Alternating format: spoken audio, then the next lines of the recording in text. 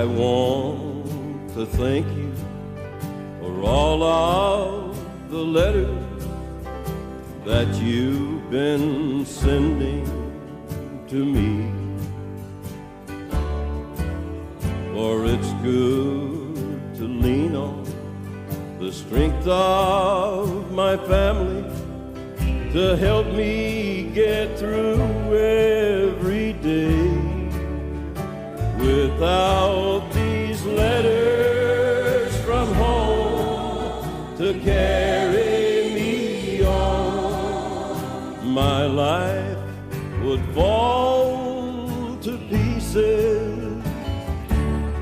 Every word that I read brings comfort to me. I love my letters from home. Esta canción maravillosa de Johnny Cash, además de transmitirnos todo tipo de sentimientos a esta hora de la tarde, nos recuerda que en La Ventana cada 2 semanas reivindicamos el valor de las cartas y de la correspondencia, esa costumbre casi, o sin casi, en peligro de extinción. Y si hay un subgénero epistolar que se resiste a morir, son las cartas al director o directora, aunque ahora se envíen en su mayoría por email, da igual.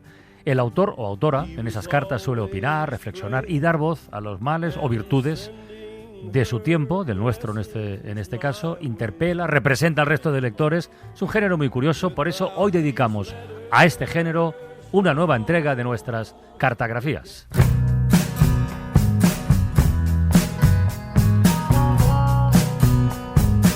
Cartagrafías. Historias por correspondencia con Laura Piñero.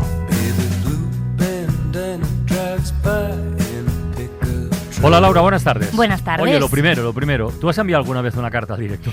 Pues mira, solo una vez, con 14 años, ostras. Y me la publicaron en el Faro de Cartagena, en el periódico. Anda, ¿de qué era? Y en la carta hablaba de mi abuela, Caridad, que tenía Alzheimer, fue un palo para toda la familia.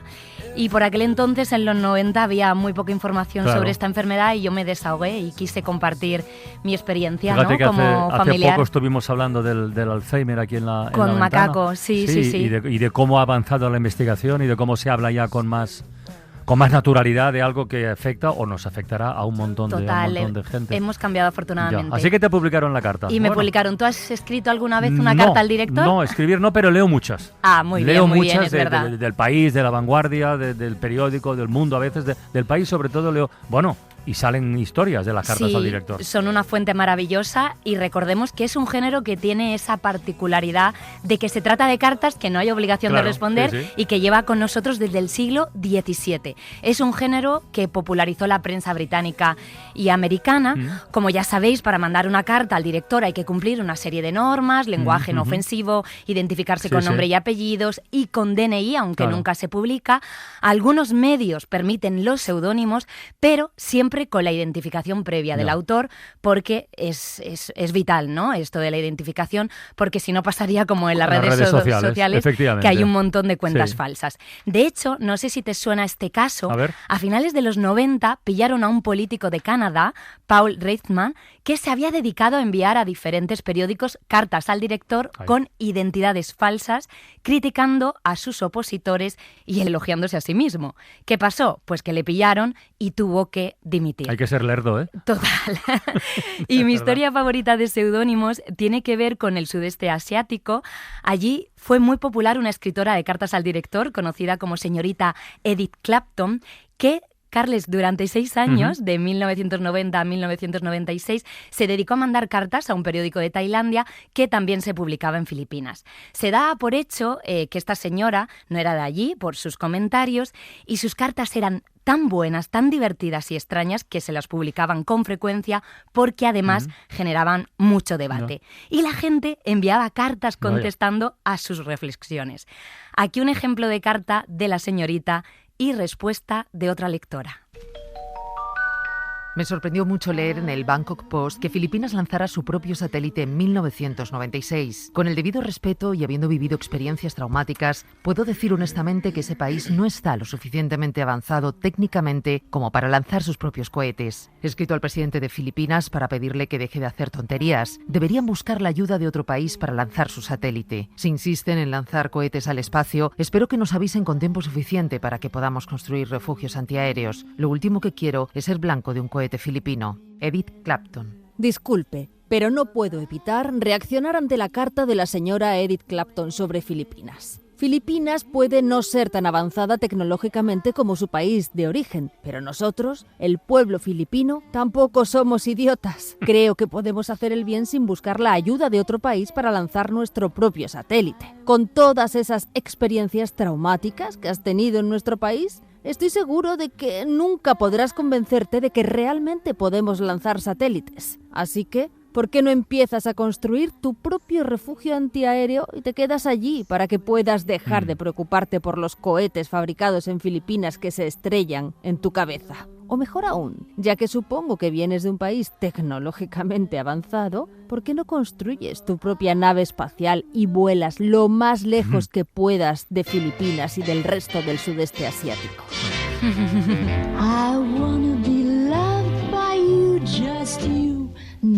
Pues sí que generaban debate las cartas de esta qué mujer. Ironía, ¿eh? Por cierto, Bueno. El periódico llegó a publicar una colección de las cartas de esta mujer en el 96, también con sus respuestas, y el periódico fue informado de la verdadera identidad de esta escritora. Era escritora, se sabe Sí, que era mujer, ¿eh? Se sabe, para evitar publicar falsificaciones, pero nunca se ha revelado el secreto. I couldn't aspire to anything higher. Bueno, y algo que antes hemos comentado un poquito de pasada, que es de las cartas, este subgénero que decimos, epistolar de las cartas al director, y eso lo comprobamos aquí con frecuencia en la radio, es una fuente importante para saber qué temas preocupan a la gente y para empezar a hacer un reportaje o una investigación en toda regla de lo que ahí apuntan. Esto lo hemos hecho más de una vez. Totalmente, y esas cartas, como sabemos, a veces pasan del buzón de cartas al director directamente a los editores y jefes de redacción. Un ejemplo buenísimo. En diciembre de 1886, el presidente del Hospital de Londres escribió al periódico The Times una carta para contar la historia de un hombre deformado y pedir ayuda económica para costear su ingreso en una clínica de manera permanente. El hombre, sin recursos, corría constantemente el riesgo de ser atacado, había sido explotado y exhibido como una atracción en varios circos en condiciones lamentables.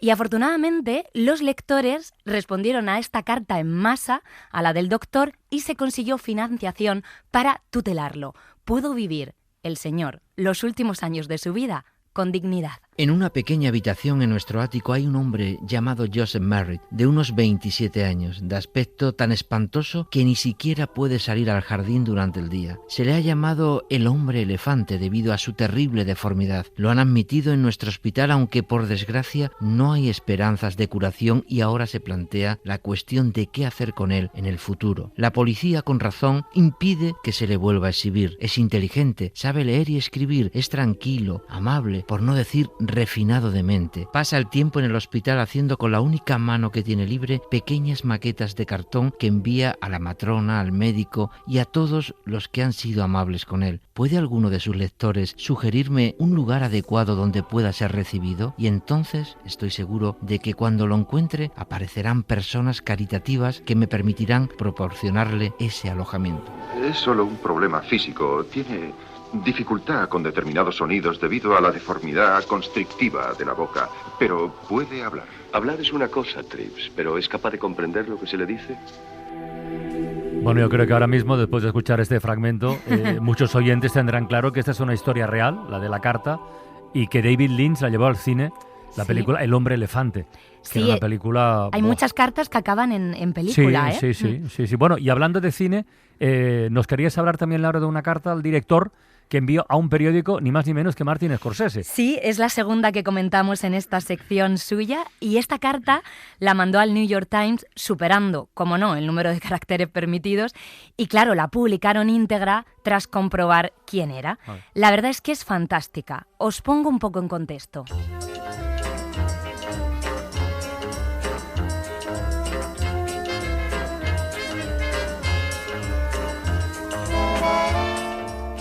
En 1993 acababa de fallecer el director de cine italiano Federico Fellini, autor de grandes películas como La Dolce Vita, y casi al mismo tiempo el New York Times publicó un artículo de un autor que criticaba el arte poco accesible para el público de creadores como Fellini o Andy Warhol. 15 días después de su publicación, Martin Scorsese respondió de esta forma. Al director. ¿Era necesario publicar este artículo solo unos días después de la muerte de Fellini? Me parece una actitud peligrosa, intolerante. Si esta es la actitud hacia Fellini, uno de los viejos maestros y además el más accesible, imaginen qué posibilidades tienen las nuevas películas y los nuevos cineastas extranjeros en este país. También me gustan las películas de acción y aventuras. También me gustan las películas que cuentan una historia, pero ¿es el estilo americano la única forma de contar historias? No se trata de una teoría cinematográfica, sino de diversidad y apertura cultural. La diversidad garantiza nuestra supervivencia cultural. Cuando el mundo se fragmenta en grupos de intolerancia, ignorancia y odio, el cine es una herramienta poderosa para el conocimiento y la comprensión. Para nuestra vergüenza, su artículo fue citado extensamente por la prensa europea. También confirma, por desgracia, los peores temores de los cineastas europeos. ¿Por qué no hacen películas como las nuestras? ¿Por qué no se visten como nosotros? ¿Por qué no comen como nosotros? ¿Por qué no hablan como nosotros? ¿Por qué no piensan como nosotros? ¿Por qué no se parecen a nosotros? Al final, ¿quién decidirá quiénes somos nosotros? La respuesta es para marcarla, ¿eh? Es buenísima. Qué maravilla, qué maravilla. Bueno, por cierto, hablamos de cine, pero esto de las cartas al director a menudo también da lugar a libros. ¿Sí? Acaba de salir uno de un donostiarra de 79 años que ha recopilado, ha enviado más de 70 cartas a lo largo de su vida al Diario Vasco. Y tengo un ejemplo para calibrar el perfil del personaje que creo que está muy bien. A ver. Dice, abro comillas. Negocie solo con aquella entidad bancaria que trate con dignidad y respeto a esos muertos vivientes desamparados por su banco de toda la vida. Que para ellos pongan humanos pacientes en las ventanillas, que les atiendan y expliquen lo que necesiten, que comprendan qué es una cartilla de papel manoseada y con anotaciones a lápiz. Solo eso, joder, que no es pedir tanto. Poned vuestras pensiones y fondos en manos que os hablen y que os escuchen. Esto es casi una arenga, más que una carta al director, ¿eh? Y pensar que en el futuro se estudiarán estas cartas para ver cuáles eran los problemas de nuestra época, ¿no? ¿no? Este está clarísimo. Y hay auténticos profesionales de este género de las cartas al director. Aprovecho también, ahora que citabas este libro, para recomendaros los libros de cartas al director. Tiene 3 de Enrique Stuig, un hombre de 80 años que tiene un premio Guinness por publicar el mayor número de cartas de este tipo en un año en el diario AS. Incluye una selección de 3.000 cartas aparecidas en 68 periódicos distintos. Calcula que ha enviado más de 9.000 a lo largo de su vida.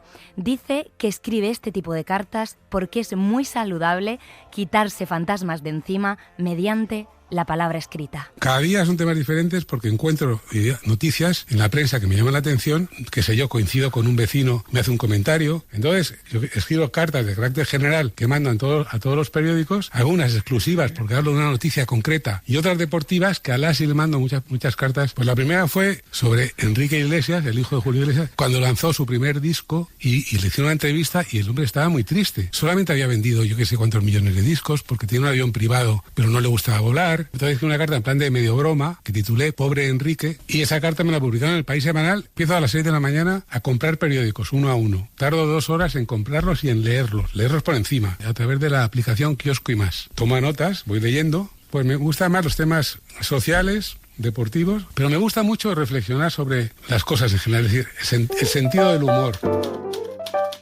He comprobado recientemente que no sirve de nada elevar el tono de voz si alguien no te quiere escuchar. Y sin embargo, si hablas bajito y despacio, puedes lograr mayor atención. Han tenido que pasar muchos años y muchos sinsabores para darme cuenta de esto, y cada vez lo practico más en todos los ámbitos. Puede resultar desconcertante para quienes te conocen bien y sorprendente para los que te conocen menos, pero siempre resulta eficaz. Si eres el pater familias, Prueba a imponer tu autoridad casi con un susurro y verás cómo funciona. Si eres el jefe de la fábrica y tienes que llamar la atención a un empleado, es mejor decir muy bajito: García, por favor, no me toques más los cataplines. Y seguro que te escucha. Como ven, casi todos son ventajas. El único inconveniente es que con los ruidos diversos de nuestra civilización, si ya es difícil que te escuchen, incluso gritando, te puedes quedar solo hablando a las paredes, muy bajito y muy despacio. Hablar bajito. Y estos dos autores, Carles, cumplen con el perfil de este tipo de escritores de cartas. Según el registro de cartas a la directora del País, son mayoritariamente hombres, mayores de 50 años, con un nivel cultural medio alto, fieles al género.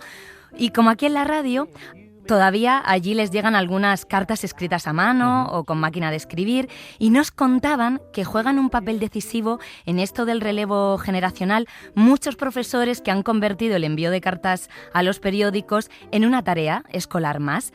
En La Voz de Galicia, por ejemplo, organizaron hace poco un concurso de cartas al director para jóvenes, y la carta ganadora la firma Marcos Carramal, un alumno de cuarto de la ESO de San Senso, de un instituto, que, animado por su profesor, escribió estas líneas. Los jóvenes de hoy en día son débiles. Son muchos los que pronuncian estas palabras para referirse a un conjunto de personas que se ubican entre los 12 y 30 años de edad. El sois muy débiles, que dicen esos abuelos que piensan en la mili para educar a un buen hombre. No entiendo vuestra moda absurda, que se le dice desde a los chicos por sus cortes de pelo hasta a las chicas por vestir como quieran libremente. O también, por otra parte, el sois muy sensibles, porque ahora se empieza a normalizar ir al psicólogo, o por plantar cara a los comentarios que pertenecen a otro siglo. Y entre otras, el estáis sobreprotegidos, de algo que yo todavía me sigo preguntando. Típico comentario que te suelta hasta un vecino. Profundizando más en este asunto, en mi opinión, conviene destacar que las cosas para los jóvenes no son fáciles. Hago referencia a que somos la primera generación que va a vivir peor que la anterior. El precio desorbitado del alquiler, la decadencia del sistema educativo o las dificultades económicas relacionadas con los salarios constituyen grandes problemas para los jóvenes. Supongo que cada generación tiene sus retos, sus problemas, una situación que afrontar y ciertos logros que alcanzar. No por ello la gente joven lo tiene más fácil. Somos jóvenes, somos rebeldes, desafiamos al mundo para poder cambiarlo,